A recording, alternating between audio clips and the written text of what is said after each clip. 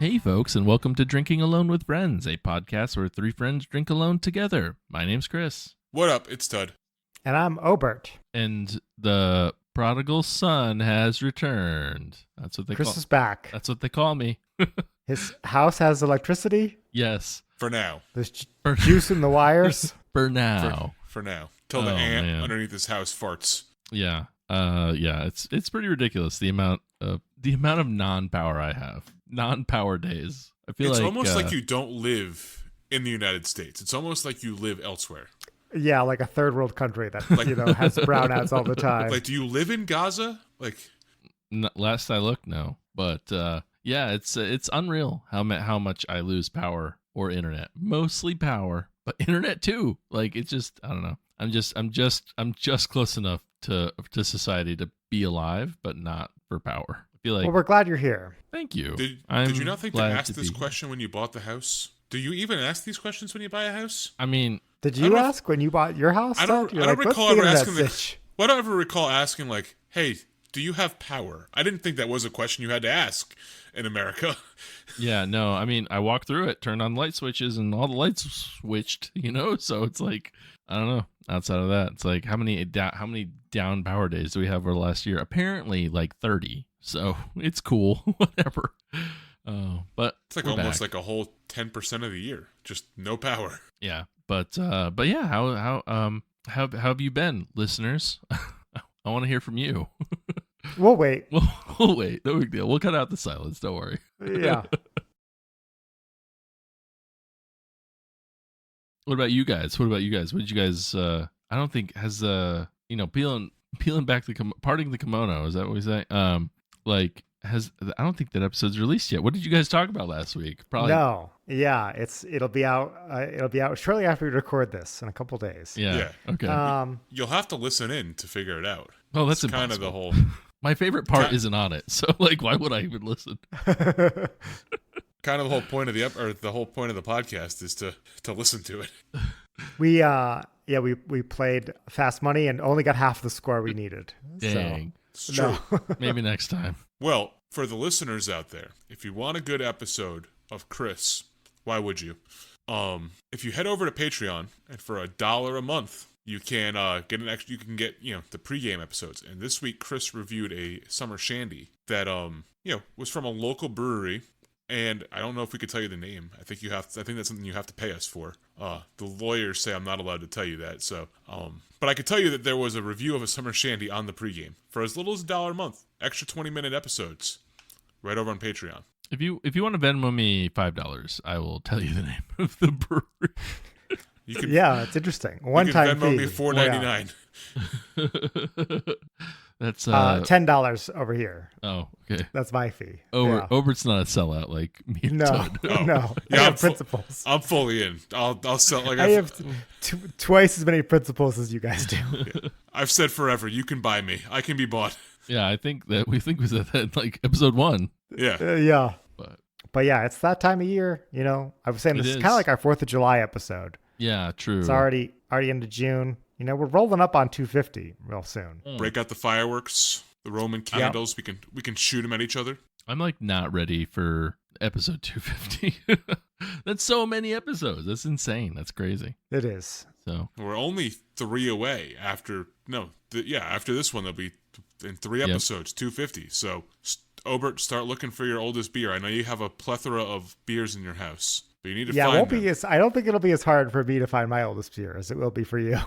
Yeah, that was more of a motivation speech for me to go. It's a lot of digging I have to go through. Chris, I think, has a little bit of digging, but I think I'm the one who's officially like screwed. What if I don't bring the oldest one? What if I bring like the second oldest one?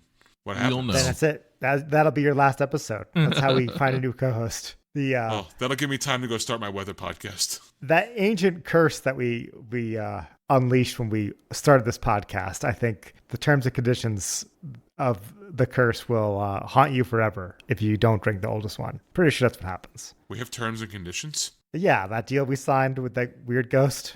Oh, yes, I remember that. We were very drunk, though, so that wouldn't hold up in court, I don't think. That's in ghost court. Ghost court. That's the one that matters, honestly.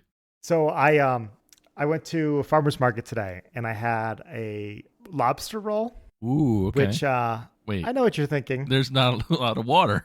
Yeah, that was How my first good- thought was a lobster roll in the middle of Montana from a farmer's market. How good could it be?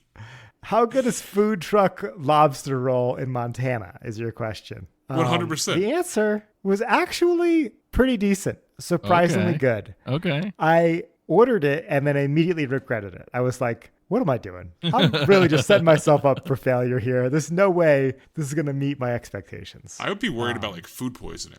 Yeah, I don't know. I am not. I wasn't until right now.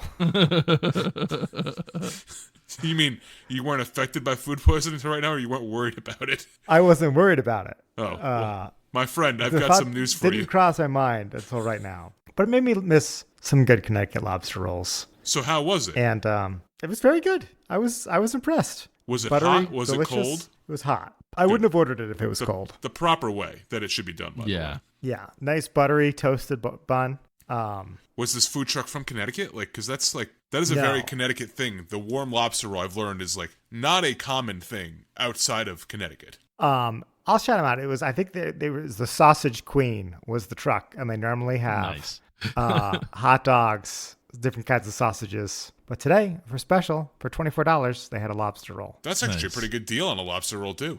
Yeah, I thought it was my first. I balked a little bit, but then I was like, they used to be $20, but that was many, many years ago. I think 24 is probably a fair price for a lobster roll in Montana.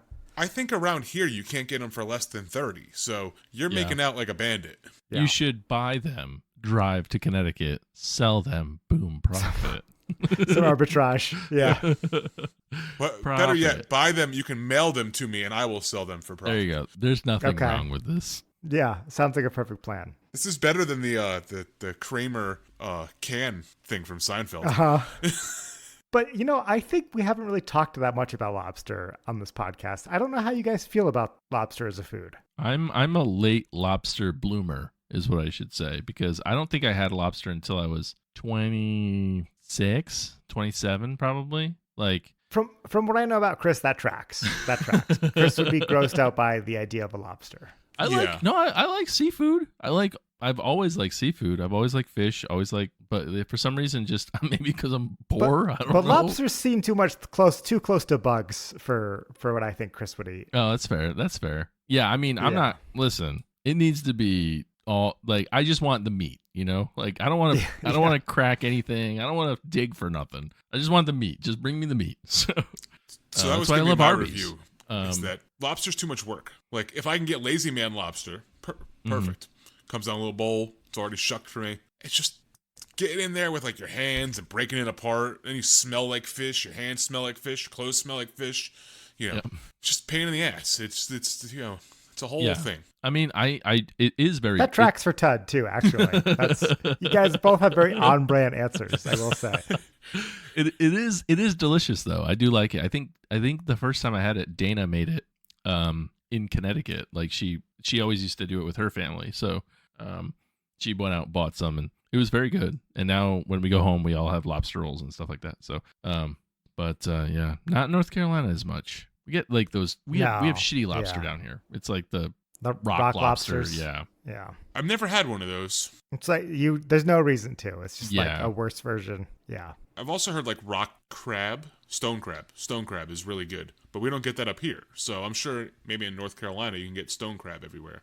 But Maybe. there is a stone crab season. Lobster doesn't really have a season. Actually does. The Oh. best lobsters, this is an insider tip for all my New England listeners. The best lobsters, you get them in months that end in R, is when you need to be eating your lobster. So, So December, November, December, October, September. those are the ones. Yeah. Worked my way backwards Augusta. on that fucking list. January. I was sitting there going, I was like, wait, March doesn't have an R. It has an R in it, but it's not. It doesn't end in an R. Shit, I didn't know that. That's interesting. So I don't know how true it is. It's something I heard years ago, and I've always repeated it to a lot of people. Now a whole podcast audience. So don't fact check me on it. But months that end in R, when you should be eating lobster. Well, lobster, September, Oh, yeah. That makes sense. October, lobster. Yeah, maybe I got it wrong. Maybe they were like, the best time to eat seafood that ends in R is in the summer, and I got messed it up. It's possible. It's a whole season. If only there was this connected network of multinational information societies that you could type something into and search for something, and it would. I like the idea of a world where the internet doesn't exist and you just said that like to somebody. They'd be like, "What are you talking about?" We go back to like whenever the internet 1985. That would sound like a. So Chris just sent something into our chat, and it says, "Next to late spring, fall is one of the best times of year to buy good hard-shell lobsters. After Labor Day, all the tourists have gone home, and the lobster landings are at their highest. Lobster prices stay reasonable, rising a bit at Christmas time." Huh. I didn't. So I to me, honestly that also did not read the paragraph. I just read the October, November, December at the top.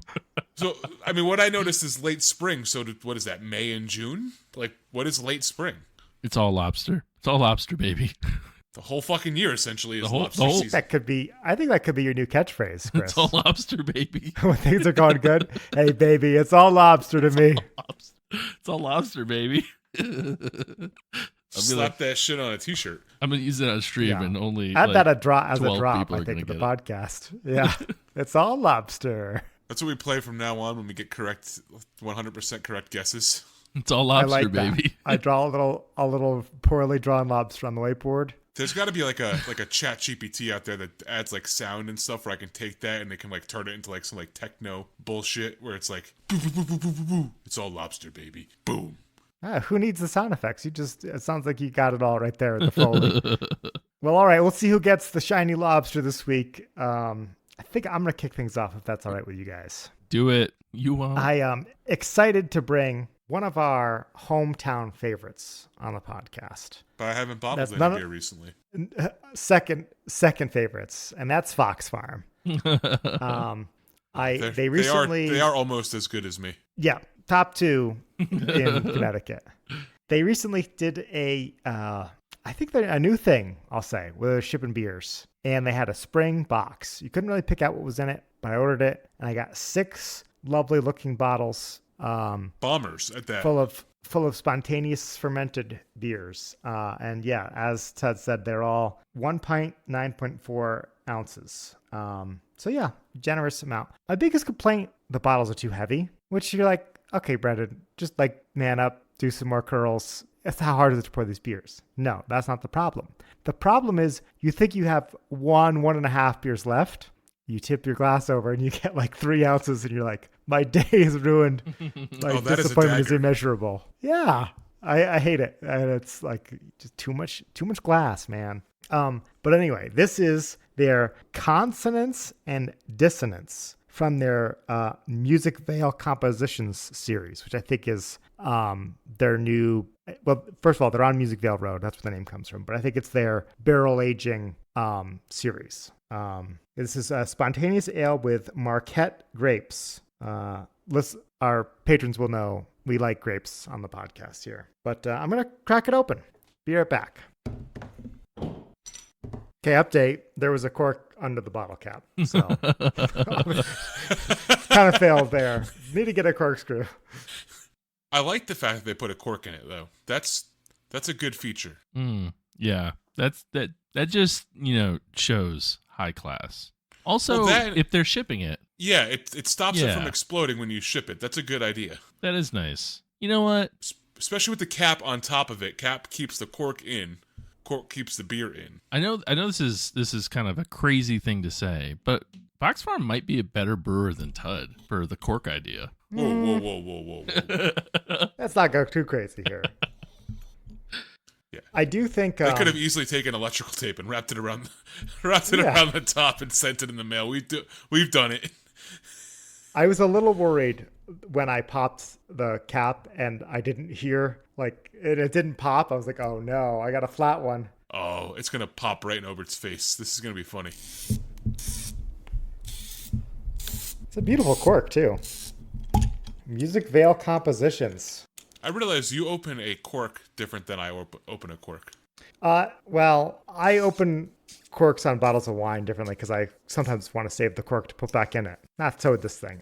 There's no way I'm saving this. Interesting. Yeah, I usually screw that sucker right in and then flip both the phalanges down, and then it pulls right out.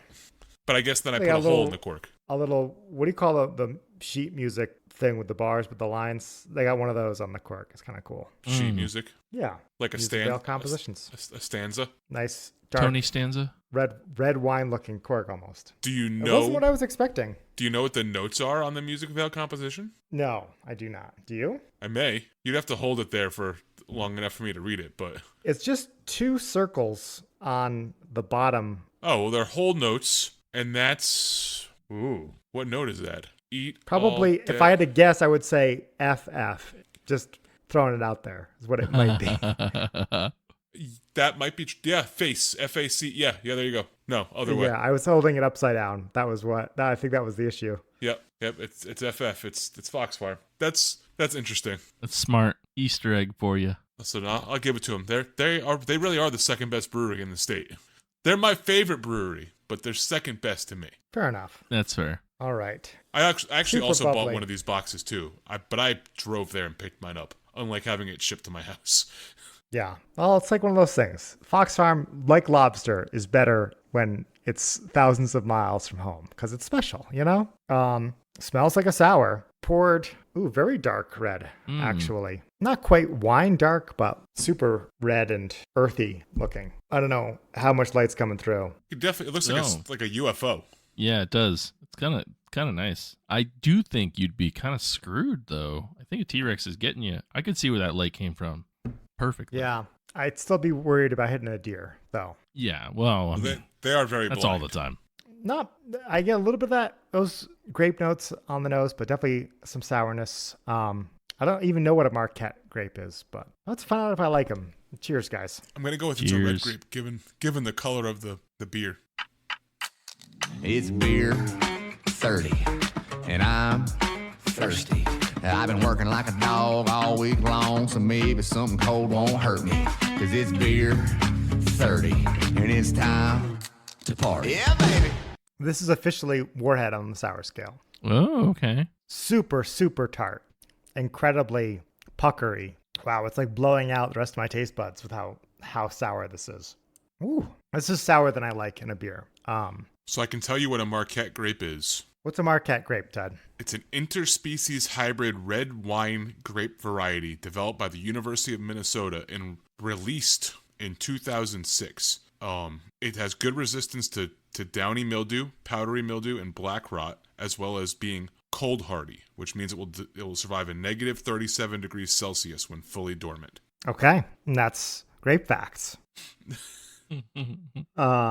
Yeah, I'm reading the back and it says that a consonance and dissonance is composed to highlight the distinct harmony between wine grapes and this unique style of beer. Yeah, it says that these were grown by our family in South Windsor, Connecticut. Would you look at that? Really? Yeah. No, it does not say South Windsor, Connecticut. Did not make it up, so you can probably, if you look it up on Untapped, it might even show you that in the description. I might have to go find out where this is and walk by the place. Maybe go eat a grape. There, yes, you have some Marquette grapes. Unfortunately, it's so hard to pick up too much else other than the really, really tart, spontaneous ale, they're calling it. Just super sour farmhouse. Maybe I think I might need to let it warm up a little bit. How long's it been out of the fridge for? About 24 minutes and 42 seconds. Trying to pick up on other fruit notes. It's a little jammy for sure. You get maybe notes of straw or rasp. Definitely some kind of berries in there. I think this is going to be a full bottle of this is a lot. Not that my comments about how heavy the glass is aside. This is one that I would definitely order a pour of at Fox Farm, or maybe share it with some friends on a appetizer. Maybe you're having salad with like a raspberry vinaigrette dressing. Give everybody like a 4-ounce pour of this for your dinner party. That's when I would have this beer. It reminds you of the raspberry framboise. Is that how you pronounce that? From that Linderman? Yeah, brewery? yeah. That one's really sweet though. But if I this remember. isn't that sweet. Yeah. But just with how kind of that pucker and fruit forwardness. So this is good. I'm assuming that the Freckled Fields is kind of the base of this. That's Fox Farms, I think, their go-to sour wild farmhouse ale. I think I like the Freckled Fields more than I like this one. It's just a lot. It's just a lot to take in. So this is going to get a 3.75 for me. Okay. Remind me again, this is Consonance and Dissonance Marquette, correct? Correct. All right. Well, I've got to do some math here. So, while I'm doing this math, out of 4 check-ins... Oh, Jesus. You really got to pull out a pen and paper for this? Well, it's probably going to be a percentage of some type, so... So they're all, let's say it's 4 check-ins and they're all 4s. Really got to bust out the calculator. Okay, 16 divided by 4. So you're going to be good old number 5. That's crazy. All right. Yeah, I'm going to check it in as soon as I release my rating to the podcast world here. All right, I am ready for you to do it. Okay, 4 check-ins. 4 check-ins. All check-ins. I'm going to go 4.0. I think, listen, I don't want to sway. I'm not swaying votes or nothing, obviously. He already gave it, so you can say your right. piece. We might be in uncharted rating territory. Like, I mean, you think about it. It's Fox Farm, 4 check-ins. Yeah. It could be a 4.7. I mean, shit. Like, yeah, right. Ober could be losing a point right now, for all we know. I could. It could be a perfect 5. Could be 4 perfect 5s. 4 perfect 5s. Could be 2.2. Who knows? Like, anyways, I just wanted to get that out there. I kind of want Ober to lose a point. I'd be kind of behooved to do my math wrong here. Well, we can all back check, obviously.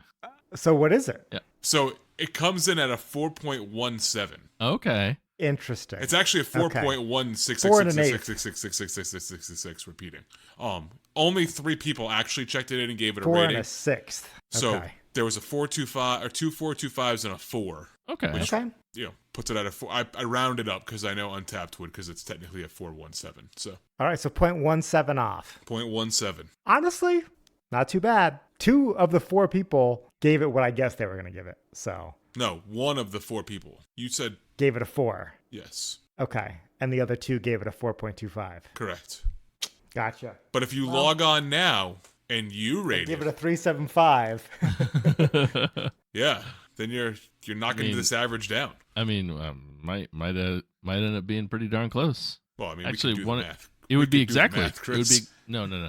It's 2 4.25s. Okay, so it'd be weighted Right. slightly. Now I'm going to do the math just to make sure here. Well, It'd be a 4.0625, so 4.06. 4.06. Telling you, it's the go-to guess. Ober, do you think you're gonna have to give us feedback as this episode goes along if this beer gets better, the warmer it gets? Because I have a feeling it's supposed to drink, because it's made with a Pinot wine, or Pinot grape, that it's probably supposed to be a little bit warmer. Yeah, perhaps. I think maybe it's just not my favorite style either. Possible. Yeah. I would like to have maybe a consonance and dissonance flight to see how the different grapes affect the taste. I think that's kind of the logic behind this beer of like, oh, we're going to try it with different wine grapes and see how it comes out. Yeah, so they've done 3 other types, consonance and dissonance aromella and consonance and dissonance Carot Noir. Both, higher rated than this one. And I'll tell you, this friend of the podcast, Ben, has checked in both of them. Very cool. And he gave he gave them both a 4.75. So that tells you how Ben enjoys these. I guess so. Yeah. They're just not for me, I guess. But I hope you enjoy your bottle when you have it more than I enjoyed mine, Todd. I plan on it. What do you have for us tonight? All right. Found this beer in my house this week while cleaning up a little bit, and I put it in the fridge. And I didn't really pay attention to it at the time, but I was like, maybe I'll drink this on the podcast. Maybe I won't. So when I went over to the fridge and I pulled it out and I said, oh yeah, this is the beer I put in here, and said, maybe I'll drink it. All I knew was the name of the beer. I didn't know who brewed it. Couldn't tell you how long I've had it for. I could tell you when it was canned. This is quite the story. You're basically like, I tripped over this beer and now you're going to hear about it. Yes, correct. It was canned on October 8th, 2021. This is batch 1. It was canned at 10:48 a.m. It's called Fancy Candy. It is an imperial stout brewed with chocolate, hazelnut, and vanilla. So the fancy candies that they're talking about, the Fier Rochelles. Is that the name of it? Fiero Rochelles. Yeah. Rocher, yeah. Yeah. So yeah, because it has that same font and gold kind of on the label. Yeah. I gotcha. So it is brewed. Hashtag always stout season. Hashtag always stout season. It is a little cold here, and weather is different in different places. We are down in the mid 60s at the moment in Connecticut. It's brewed by Mass Landing in collaboration with Barreled Souls, which I actually had no idea. I have no recollection of this beer. Cool. 10% ABV, and it says it was brewed and canned by Mass Landing. So Barreled Souls must have showed up and just helped them brew it. But is Mass Landing a 12% brewery? No, Mass Landing is a Maine-based brewery. They're based in Westport's in Connecticut. Westbrook, Maine. So the relationship between Mass Landing and Barreled Souls is that every year in the fall, Barreled Souls has like a bottle member or a member party. It's free. You go up there, and they always rent out Mass Landing's building. Don't know why, but they always do. And they bring in, all their beer. They bring in all this food, and you basically just eat and drink as much as you want for like 4 hours. It's fucking great. Except for the food's kind of weird. The people at Barreled Souls, they make great beer, but they've got some weird eclectic tastes. One of the sandwiches they serve is a French baguette with butter and ham. Like, not like melted butter, like cold butter spread on a sandwich. Sounds like something that they would do in Maine, Yeah, it's kind of strange. These are the people who were like, we should brew a beer with candy in it. And they said, what candy do you think? They picked Ferrero Rocher, which would be like 230th on my list. Are there 230 candies? There's gotta be. No, I mean, like, is it like the last candy? Maybe. I'm sure I don't know. Maybe like the vanilla Tootsie Roll would be the beer I would make with last. Yeah, because we all know like licorice for some reason works in beer, as we know by the Rusty name. It does. Yeah. But yeah, so let's dive into this puppy and see what it's all about. Not bad for a floor beer that I found in my house. All right, so that thing pours darker than night. I mean, you're not seeing anything through this thing. 1 billion T-Rex proof. What was it? What was the is it SRM? Is that the scale we used to use? Yeah. 1 billion? Billion SRM. Yeah. On the nose, this smells exactly like hazelnuts, like 100% hazelnut. I smell nothing. I smell no chocolate. I smell no vanilla. Just straight hazelnut right to the nose. I'm imagining it's going to be good. It is. Mass Landing makes good beer. Mass Landing, you guys would know them. They brew Gunner's Daughter. At least Chris knew. No. It's a fantastic milk stout. It's delicious, and you can actually get You can actually get it like up and down like the Northeast. Like it's widely distributed. But I'll have to look for it next time I'm back home. Yeah. Cheers. I was thinking of Captain's Daughter when you said that, and I was like, what? No, that's wrong. Yeah, that is the wrong beer. I drink the beer from the glass, but that's boring. That's boot, ooh yeah, that's more like it, keep pouring. I have the German accent, and so of course I love beer. But how much can the good hold? 1, 2, 3, 1, 2, 3, beer.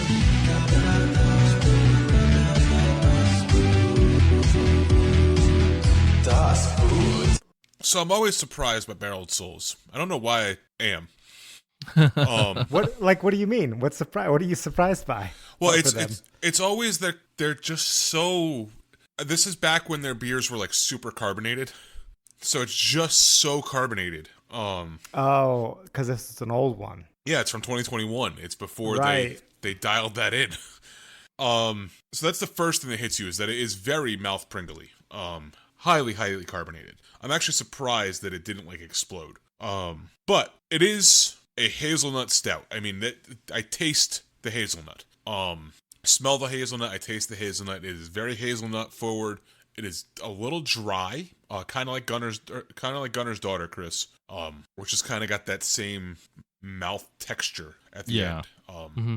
But I don't taste any of the chocolate. I don't taste any of the vanilla. It is just it's a hazelnut stout. It's also been forever since I've had a Fiero Rochelle. As Obert said, they're not the most like approachable candies, I guess. I mean, they're so spiky. Like you don't just see them. Yeah, that's true. But it's good. It's a good hazelnut stout. I wouldn't, I wish I got a little bit more chocolate on the palate. I wish I got a little bit more vanilla. But the hazelnut's not one that people usually do. And it's a good flat hazelnut stout. Like, no frills, no gimmicks. Supposed to have frills and gimmicks, but it's no frills, no gimmicks, straight hazelnut. Good beer. Wish it was a little less pringly, but you cannot tell the fact that it's 10% ABV. Does not drink like a 10% ABV beer, and it actually drinks lighter than it looks. It's very, dare I say, crushable for a 10% beer. Dangerous. It is, yes. I could easily drink another one of these cans tonight and be, perfectly happy. Like, I wouldn't feel like it was like sitting in my stomach like a Barreled Souls stout sometimes does, because they're just so heavy. This is a little lighter. Good though. I'm gonna give it a 4.0. I think it's good. I wish there was more to it, but it's still a good, solid stout. So, I mean, considering Tud found the last can in existence on his floor, this is no longer in production. It says on Untappd. So, 763 chickens. All right.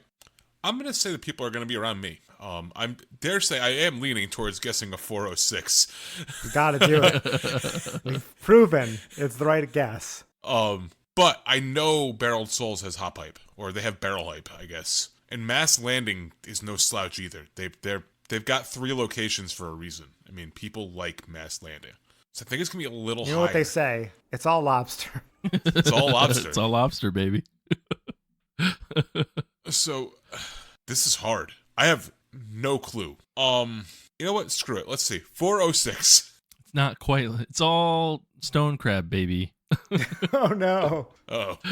No. You are close. You're close. A 4.04. So. Fuck. I even said in my Good. mind I should guess 404. Well, you were gonna go higher. You said 4.0 first, and then you said 4.06. I know, and then I thought about going to 406, and then I thought higher, and then I thought lower. Damn. So of the 15 possible things you thought in your mind, this was one of them. There's one of them. It went there. At least the number crossed my mind. Yeah. So not bad though. But hey, on the board. On the board. This does make it difficult for Chris, which I'm happy about. Oh yeah, and I have an impossible task tonight. So like there's actually I don't even know if I we'll chat about it, I guess. Well, I mean, we don't have to chat about it. You can tell us what you're going to drink. It is your turn. It is my turn. Yeah, I realize that. Yeah, let me grab them. All right. So I'm actually bringing a double header to the podcast tonight. Oh, yeah. 2 heads. 2 heads are better than 1, some may say, but probably not. No. A while ago, we talked about the difference between a Radler and a Shandy on the podcast. Shandy, one of my favorite types of beer. Radler, one that I don't have very often. So, I decided to go out and purchase the two behemoths in the room, and that is our Leinenkugel Summer Shandy and our Samuel Adams Porch Rocker Radler. So I have them both, and we're gonna decide right now which is better. And this is definitive. There's no qualms after this. This is definitive. If you Google what is better, this is what is going to come up. Exactly. Thank you, new listeners, for coming here from Google. Yes. You are the Shandy and Radler expert of the pod. I do enjoy myself some Shandies. Now, listen, I haven't had enough Radlers. I remember having a Porch Rocker a long time ago, but it's been a while. I go on record a lot saying that Leinenkugel's is the best deal in beer, and I do stand by that. It's like $18 for a 12-pack, and it's delicious. So, like, come on, can't get better than that. I will say I don't know if I've checked these into Untappd before. That is had that queued up. I like it. Or got lucky. It's one of the two.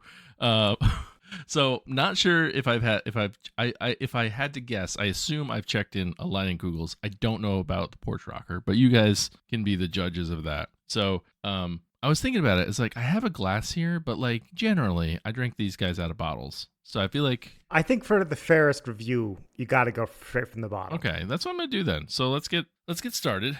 Twist top dropped. Not a twist top. Okay, so there you go. There's 1 point for Leinenkugel's. I just feel like I'm hoping that Chris is gonna like at one point Stone Cold Steve Austin these things together and pour them both into his mouth at the same time with shards of glass because they're glass. Now, I will say this. I know that Sam Adams will never go twist top because they make their bottles so you can reuse them when you're homebrewing. Oh, okay. They have the best bottles for converting to bottling your own homebrews because the labels come off really easy. Yeah. And they cap really well. So, is it done purposely? Okay. Is that their thing?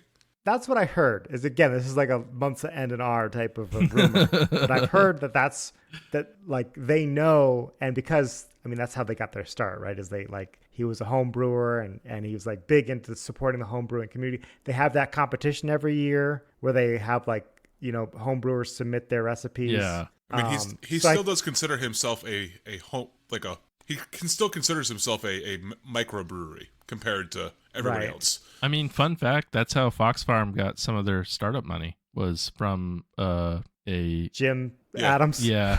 Jim Cook's thing. He won the Sam Adams Brewing Contest, which is how he afforded the building. Yeah. Oh, I did not know that. That's a true story. So yeah, I think he won like $3 million or something like that. Like he won like a significant chunk of change. Yeah, it seems like Tud. Look, you're missing out on $3 million every year. You don't enter. It's crazy. That is true. He's in it for the love of the game, though. He's not in it for the money. I do it. Right. I do it for free. All right. So I think I'm gonna start with Leinenkugel. I've had many of these this early spring already, so I know what to expect with this one. But here we go. Cheers to y'all. Number 1 going down. I belong to the drinking class. Monday through... Before you give us your review, Chris, I want you to guess when you type in summer on Untapped, how far down is this beer? Oh man, the fact you're asking it means it's not number 1. You think it's? I mean, it could be number 1. Well, man, there's a lot of summer ales out there too. Well, I'll just spoil it. Well, no, wait. I want to guess too. Okay. I'm gonna say 7th. I'm gonna say 4th. It is 4th. Okay. And here's the top 4 when you type in summer. At least for me, I don't know if it's the same. I think Sam Adams Summer Ale is probably number 1. It has to be. It's number 2. Ooh. Number 3 is Oberon, and you're never gonna guess number 1 because it's Coors Light.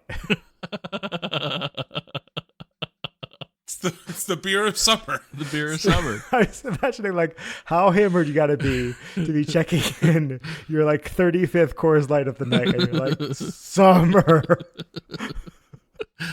Yep, that's what I meant. It fucking pops up for me too. Summer.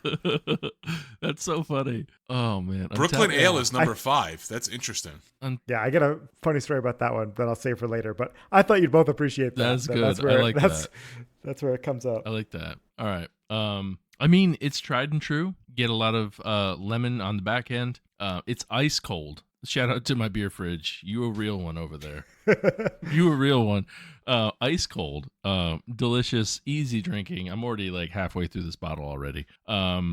It does have a slight bitterness on the back end. But nothing too overpowering. You do get a good heft of lemon in here. I think I spoke earlier about, a slight lemon. This is a good heft of lemon. So, but I mean, it's just the best deal in beer. I don't know what to tell you guys. I've been preaching it. So you keep saying that.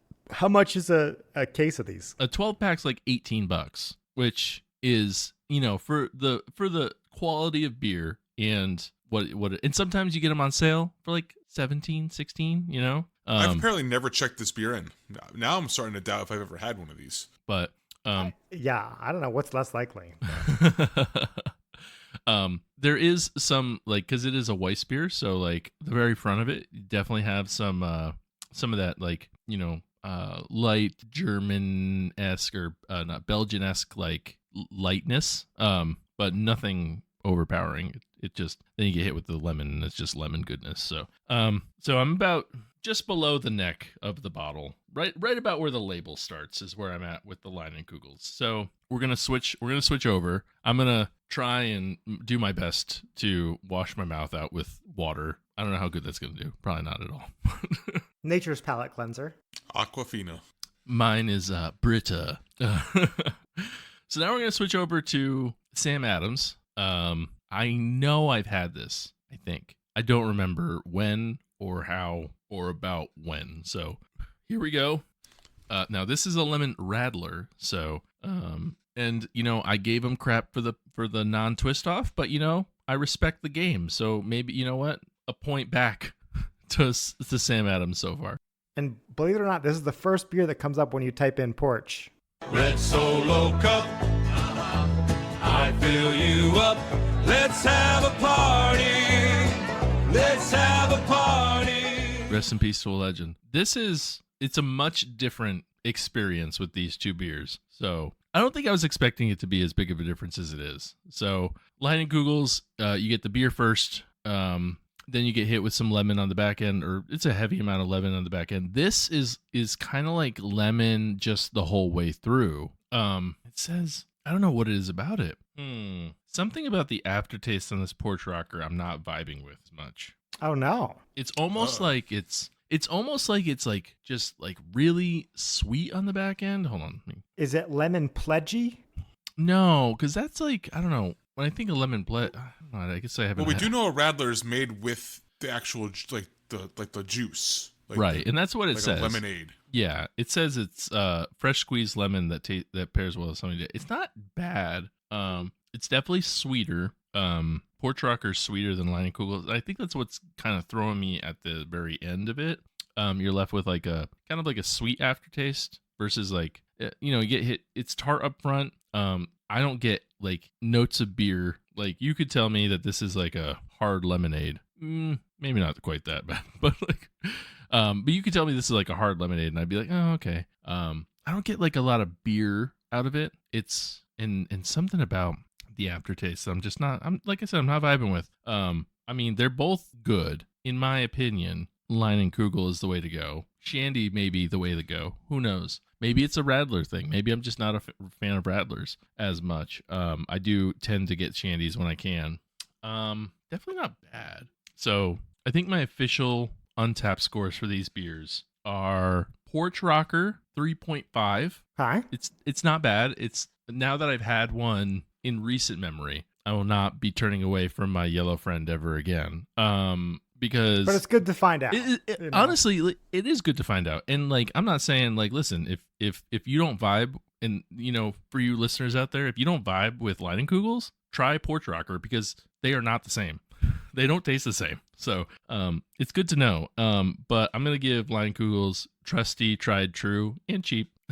I'll give it a 4. I think it deserves a 4. It's very good. It's just like it's always there for you. It reads you stories at night. It's a big jump. It is a big jump for me. Now, one thing I do want to try, which we don't have to keep it in if you guys don't want, but I am curious. We gotta mix them. We gotta do. You might be onto the ultimate. We gotta do the mix. Chandler. Ooh, hang on. All right. Radley. All right, Radley. I'm ready. Boo Radley. All right. I'm going to squish him around a little bit and see if I've ruined this. All right. So I did as equal parts as I could. The Chandler right here. All right, here we go. Let's give this a shot. Titties beer. Just the thing to get you grinning ear to ear.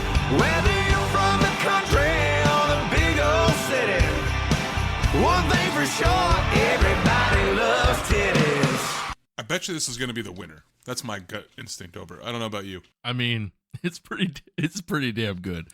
It kind of like, because I think if I were to go beginning of the beer, I think I like Porch Rocker a little bit better because you get hit with that lemon right away. Ending of the beer, definitely Leinenkugels. So like when you mix them together, they kind of like just overlap the parts that are lacking in each beer, if you want to say that. And it's really good. Like you get like just straight lemon the whole way through. It has a really a decent aftertaste. Like it's a pretty good aftertaste. And yeah, so the mix. Oh, hold on, I don't want to say anything crazy. 5.5.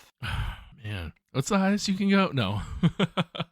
The mix is probably a strong 4.25. Strong 4.25. Ooh. So, I mean, they work very well together. So if you guys are fans of both these beers, mix them together. Just try it once for me. Just get a 24-ounce glass and mix them together. They're 2 12-ounce bottles. Bada bing, bada boom. You're good to go. Oh God. Oh no. Ah! If you go to a bar and you order this, you gotta call it the Chris, I think is what the official name of this one is. It's all lobster, baby. Arnold. Yeah, it's all lobster, baby. But it's good. It's good. I like the mix. Porch Rocker alone 3.5. Leinenkugels alone 4. Together strong 4.25. Boom. Okay, so you have checked in both of these beers. How do you want to get? Which one do you want to guess first? Give me Leinenkugel first, because that's probably, if I did check one in, it would have been maybe recently. You've checked this one in twice, 6 years apart. There are just shy of 300,000 check-ins. Oh fuck. Okay. 299,491 if we want to be really precise about it. I don't even think We do. I don't even think I'm going to We get do. close. That affects the score. I almost just want to just disqualify myself because there's zero chance I get these. I'm going to say it's low. I don't think it'll be super high. 3.352. 3.352 is not a score. I'm up by 3,000. Oh no. But you lose a shit ton of points though. I know that much. So the official guess is at 3.52. Yes, that is my official guess. Okay. Well, we got some controversy brewing because it's a 3.53. It's all lobster, baby. It's all lobster from here. It's kind of bullshit. Did I check one in this year? No, 2022 and 2016, I believe. Okay. Do you want to? I'll tell you your ratings once we finish up the Porch Rocker. Okay. Don't want to sway you. No, too you're much good. here. All right. So Porch Rocker has many fewer check-ins at 142,557. basically none. Yeah. I mean, it's a little bit more than 4. Yeah, but, that's true. Okay, this one. I mean, I don't even think there's hop hype for this brewery, really. I think a lot of people shit on Sam Adams. Undeserving. I'm not condoning their shitting, but I think that's yeah, I wouldn't be drinking my beer tonight if it wasn't for him. very true. Very true. You got to think about that. I'm gonna say Porch Rocker is gonna be a 3 point. I kind of just want to run it back. Just run 3.52 again. Let's do it. Well, Double. It's all lobster, baby, but it's a 3.51. It's all lobster, baby. When was my? When was my check-in for Porch Rocker? You checked this one in on May 27th, 2017. Okay. And it's your highest rating of all of them. This is a 4.0. Really? Oh, see? Wow. And even out of a can. I don't know if that makes a difference. I don't know. Out of a can? They come in a can? Yeah. I probably back then, maybe. Yeah, maybe. And then you checked the Summer Shandy in April 2022. You gave it a 3.75.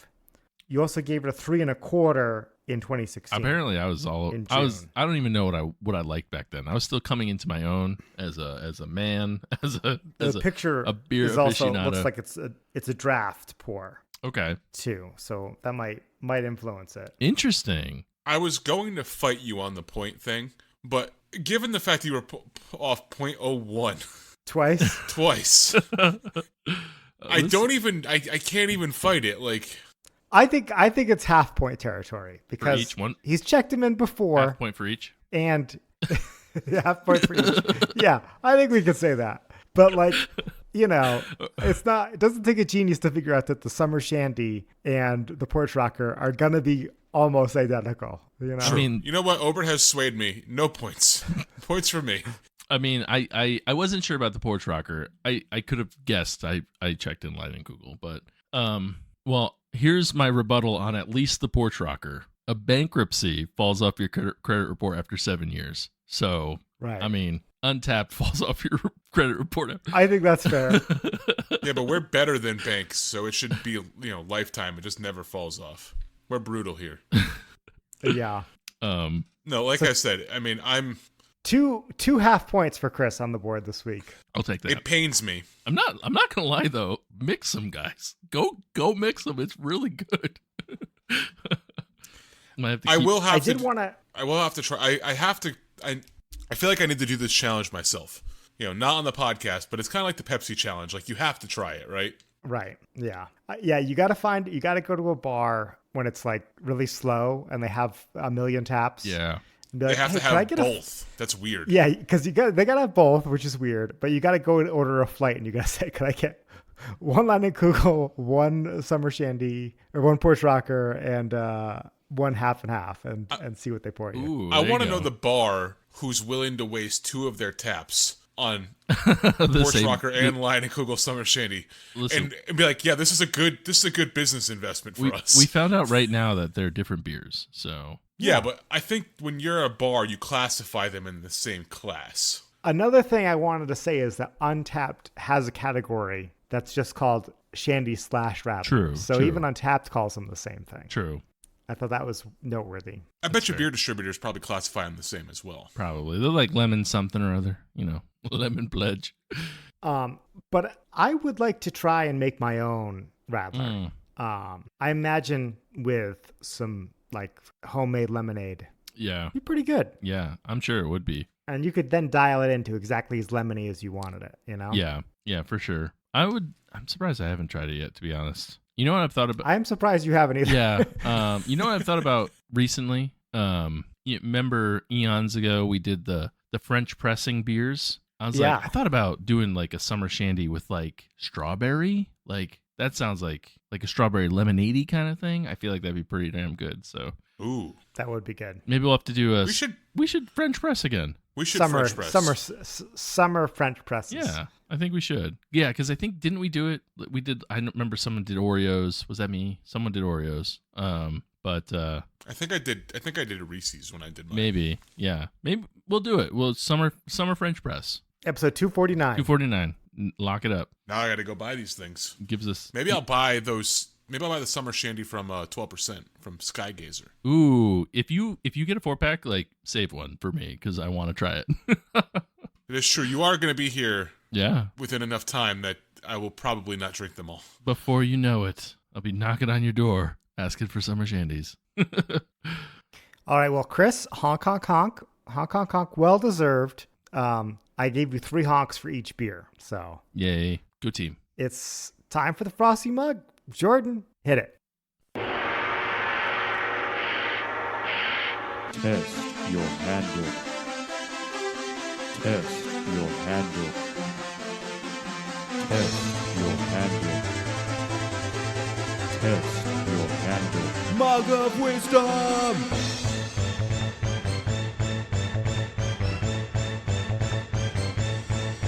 Drink.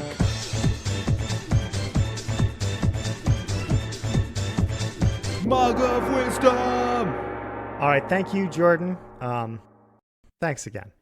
Chris, you win. I did it. You've got the big 40th point. Damn. Okay. Yeah. I got to catch Tut again.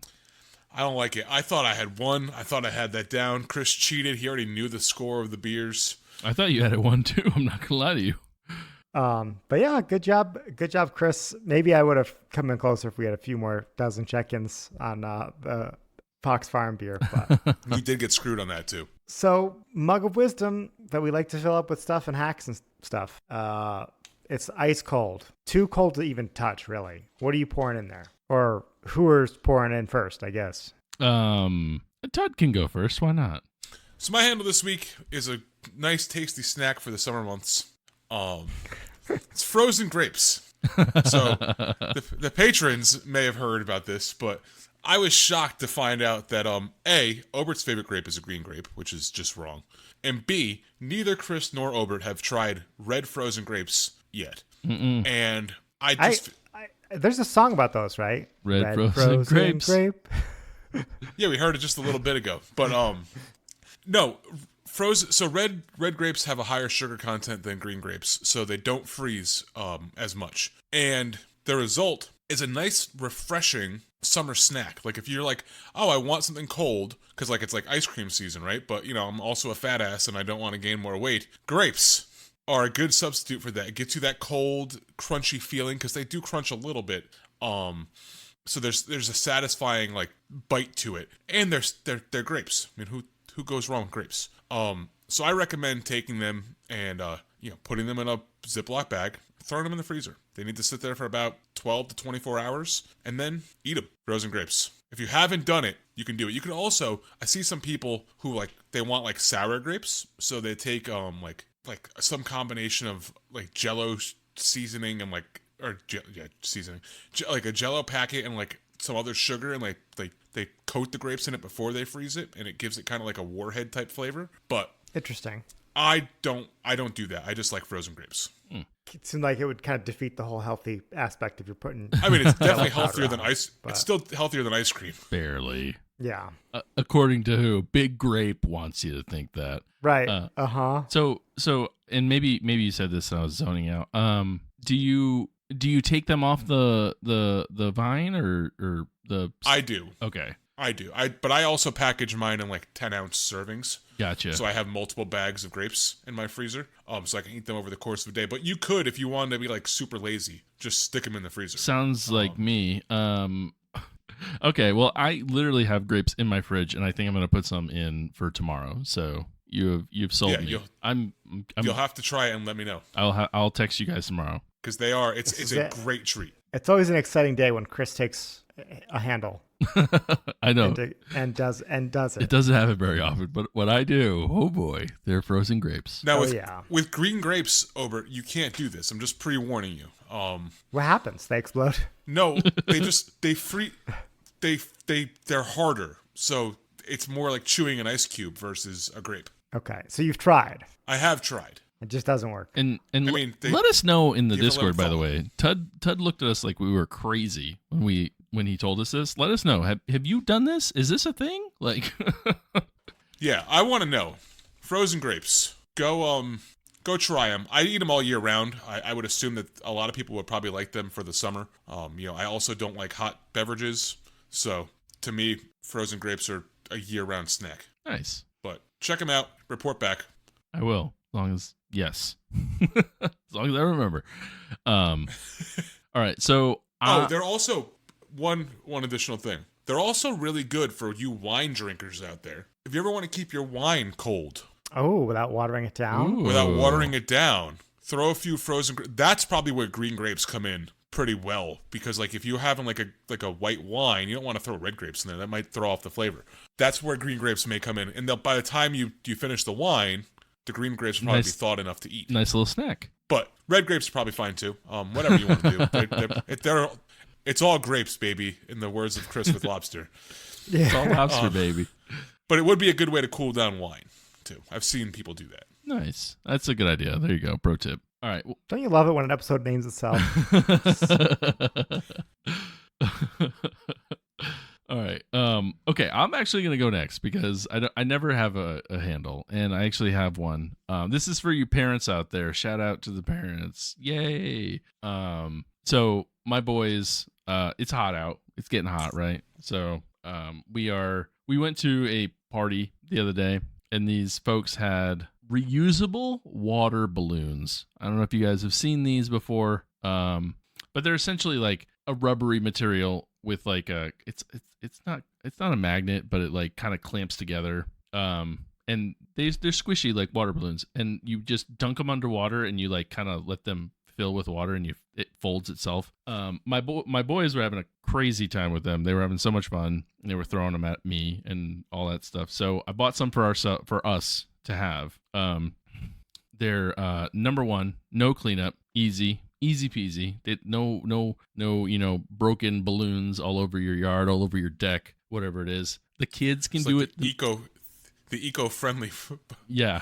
water balloon. Yeah. The kids can do it themselves, which if you have young children is like a huge plus. If they can do anything by themselves, it's way better than having them be like, hey, come fill up my water balloons for me. Be like, oh, son of a biscuit. And they have a ton of fun. So if you're looking for a fun summer activity, they're not too terribly expensive. If you have a couple kids, like I think I bought a dozen for like $23 or something like that on Amazon. You should check them out. Let them play. Easy cleanup. Like I said, well, really, just pick them up. That's it, and keep them distracted during the hot months, because that's all we do when school's out. So, check them out. Reusable water balloons. So, like, are they as good though? Well, Well, it's kind of funny because CJ gets it. He can throw them with enough force to make them, because they won't, for some reason. I don't know what balloons are made of, but like throwing a water balloon 8 times out of 10 they pop. These ones, there's a possibility that they don't come open. Lucas, he kind of uses them as kind of like a hand grenade. He just kind of like holds it in front of you and squeezes it. Nice. But he still has fun. He thinks it's the funniest thing. So yeah. I mean, but like that game where you like throw the water balloon to your partner and then you take a step back and see how far you can go. That's probably out of the question. You can't do it with probably these. They're too sturdy. Yeah. I think once they come in contact with the other person's hands, they'll break up. But you know what? I haven't tried it. But so they're not sturdy enough. Yeah, how easy are these things to pop? Yeah, I guess I'm confused if these are harder or easier. Yeah. I don't know. I didn't even think about that game. I don't think you could play that game with them, but there's also times where you throw them and they'll just kind of like bounce. I'm like, so I don't know. Maybe they are perfect for it. Maybe, yeah. They're like a Russian roulette water balloon. Got it.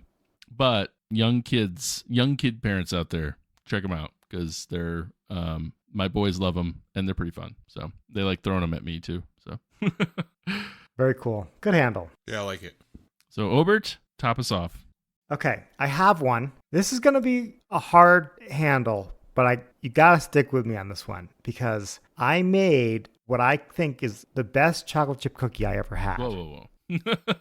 Yeah. So I know what you're thinking. You're like, oh, Bert, they sell the stuff at the store. All you got to do is mix in like an egg and some water, or even better, go to the section that has the cubes and you break them up and you put them on a tray. I've never once thought that during this entire speech. Cookies from scratch are where it's at.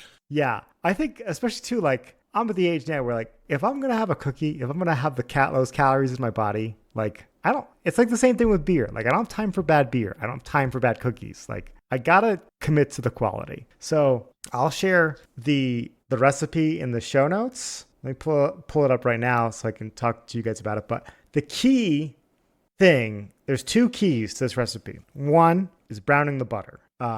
It's a little tricky because it's really easy to burn, but you put the butter on the stove and you stir it and you make sure you keep moving on medium heat for a couple minutes. And then after a little while, it'll start to smell like a nutty aroma and the solids will kind of come out.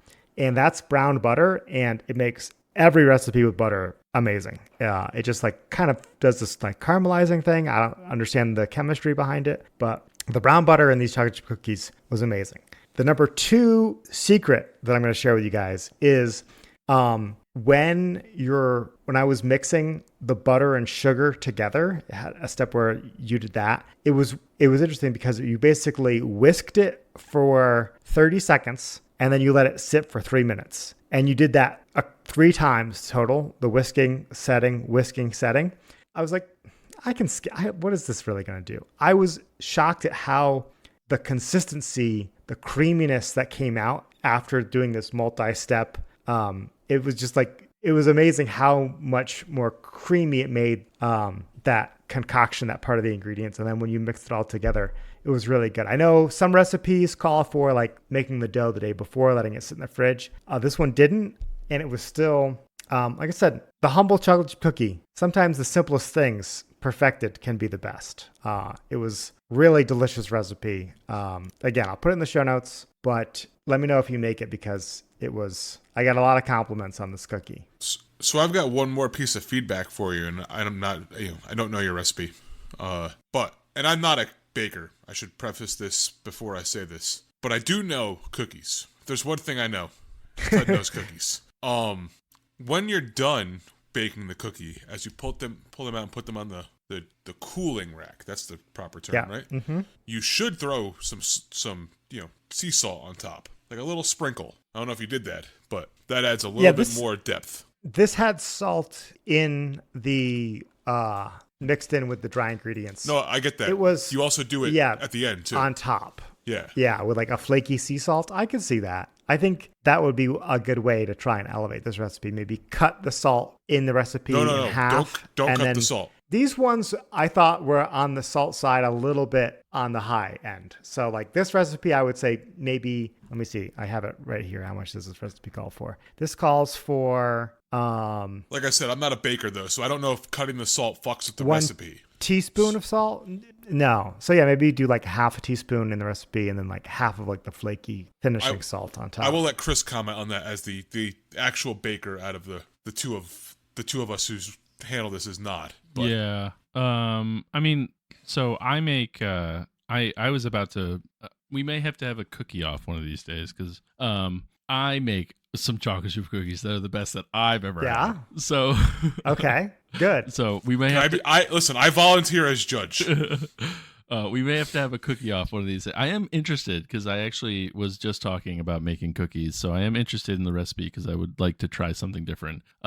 But I've been making these ones for years. The recipe I use uses 0 salt, so that kind of tracks. And depending on what your yield, like how many you end up getting out of the batch, right, also makes a difference, obviously. So, but yeah, mine does not use brown butter either. I've never done the brown butter or the weird whisking timing. So I was talking about making cookies, so maybe we'll. There you go. Maybe make 2 half batches. There you go. And if to it's just me. as simple as browning the butter in one, or letting the whisking for a little bit, because it'd be interesting to compare the ratios of the ingredients. I'm actually pulling yours up right now because I am curious. My God, of course, it's like back in my day, my grandpapa used to make me this cookie. It's actually not that far down the list. I found it. But I think you should both mail them to me, and I will taste them live on the podcast. Okay, so you can be the official judge. But I will say that I think sprinkling the fresh salt on top does add a little. On the best cookies I've ever had, they all seem to have that panache to them. Maybe I'll do that with because I normally don't, but maybe I'll try and get some flaky sea salt for next batch. But yeah, I'm interested. I'll have to read this. And yeah, you got to share your recipe with me too. I'll drop it in right now. I was just looking at it. This is now. I always have this just as a forewarning because it makes a shit ton of cookies. It says like 72 servings, but I always make over. I always make over 100 cookies. How so many cookies? Fucking cookies. If I make a full batch, but I've been making these for years, and they're also really good. So yield 6 dozen. I'm telling you, it's crazy. Well, it starts off with 4.5 cups of flour. Yeah. Like you're in for some shit. The secret ingredient Right. is halfway through, which I don't know if I've ever. Yeah, I see that right there. Divulged. Yeah. That I don't know if- that addition of beer really. Yeah, the mixing of the shandy and the radler. Do you ever do the last one, the walnuts? Mm-mm. Walnuts don't add anything for me. Not that I don't like them, but I also add more chocolate chips because I like chocolate. So, but yeah, cool. We're gonna have to have a cookie bake off then. Virtual cookie bake off. Sure. There we go. My stomach is already so angry at me for doing this, but I'm in. God damn it, you guys have twisted my arms. I'm in. So with that, we'd like to thank you for listening. We'd like to thank the breweries who provided today's beers. I will thank Mass Landing and Barreled Souls for fancy candy. I would like to thank Line & Kugels and Samuel Adams for their Summer Shandy and Porch Rocker. And I want to thank Fox Farm Brewery for their consonance and dissonance with Marquette grapes. Please make sure you head over to social media everywhere and follow us at DAWF Podcast. Also, make sure you follow the email at dawfpodcast@gmail.com. As mentioned earlier in the episode, head over to Patreon for as little as $1 a month. You can support the podcast, and you also get little extra episodes of Drinking Alone with Friends called The Pregame. Chris did the pregame this week, and he drank another shandy from a local brewery down in North Carolina. So if you're curious about that, head on over there and hear that review. If you don't want to donate any money monetarily to us, which really kind of sucks, I mean, you really want to help keep this podcast on the air, but that's not my decision, head over to Discord. You can join the live conversation there. You can also tell us if you had frozen grapes. And if you want to drop us your cookie recipe, you can also head over there and tell us that too, or email it to us. If you don't want to tell the world, but you want to tell your 3 best podcast friends, send it to our email. As I said earlier, dawpodcast@gmail.com. And finally, head over to wherever you get this podcast, wherever you listen to my lovely voice right now. Leave us a 5-star rating and a review. That really is helpful. It helps other people find us. Ratings help Reviews help even more. And then let's just say you're lazy, lazy sack, and you don't want to do any of that. Just tell your friends and family about us. Help us out there. And with that, my name's Todd. My name's Chris. And I'm Obert. And remember, if you're drinking alone, do it with friends. 72 cookies. And you listen. I've never made that recipe and not gotten around. So I mean, now I know why Santa always leaves so many presents for you. presents. Mountains of cookies. You have to bring some up to Connecticut with you.